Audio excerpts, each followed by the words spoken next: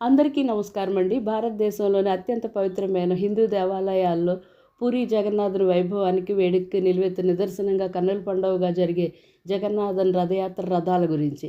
ఈ రథయాత్ర ప్రతి సంవత్సరం ఆషాఢ శుద్ధ విధినాడు ప్రారంభమవుతుంది. రథయాత్రలో 3 ప్రధాన రథాలు ఉంటాయి.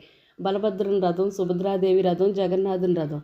ఈ రథాలు ప్రతి సంవత్సరం కొత్తవి తయారు చేస్తారు. రథయాత్ర ముగిశాక ఈ రథాలను భగ్నం చేస్తారు. జగన్నాథుడు ఊరేగే రథాన్ని నందిఘోష అంటారు.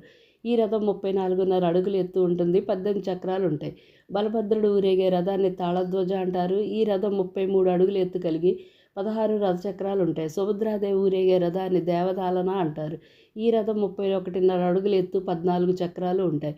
వివిధ రకాల అలంకారాలతో ఈ రథయాత్ర జగన్నాథ ప్రధాన దేవాలయం నుంచి మొదలై గుడించ ఆలయం దగ్గర ముగుస్తుంది.